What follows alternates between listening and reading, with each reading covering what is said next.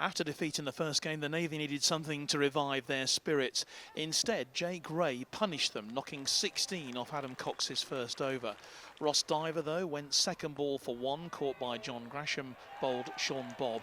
And the RAF then put on 81 for the second wicket. Ray and Adam Fisher finding their range very quickly and passing the 100 mark in the 11th over, before Ray was caught Pollard, bowled Cox for 38, and Fisher caught Parker, bowled Robbins for 32. The Navy, to their credit, kept working hard and were rewarded with a couple of quick wickets, Shorthouse and McGeorge.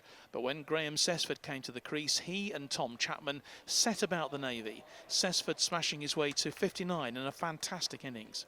He eventually fell to a catch from Pollard from Parker's bowling. Chapman ably assisting him with a knock of 36 before he fell, caught Pollard, bowled Gresham. And the Navy's misery didn't end there. Another contribution, this time an unbeaten one of 21 from Kieran Pearce, took the RAF to 212 for 8, ending a real day of toil for the Navy's bowlers. The RAF averaging 10.6 and over. Impressive in this form of the game. Could the Navy possibly recover? Opener Ben Kohler-Cadmore smashed Graham Cessford all over the ground, 12 off his first over, but Joe Peatman got a nick out of him second ball, and Jake Ray took the catch behind 15 for 1.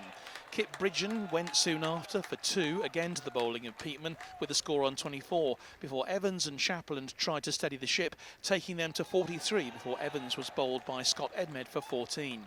The Navy kept losing wickets, and when Shapland went for 22, caught by Fisher off Shorthouse, their last hope appeared to have evaporated in the North London heat. Skipper John Parker, assisted by Sean Bobb on 20, kept plugging away in their best spell of the game, and it was a batting improvement for the Navy, but the target was just too much. The Navy ending on 148 for 8, the RAF winning by 70 runs. Earlier, the Army had won fairly comfortably by 7 wickets against the Navy, who'd managed just 104, the Army reaching their target with more than 4 overs to spare. The scene's now set for the decider between the Army and RAF. John Knighton, Forces News, Lords.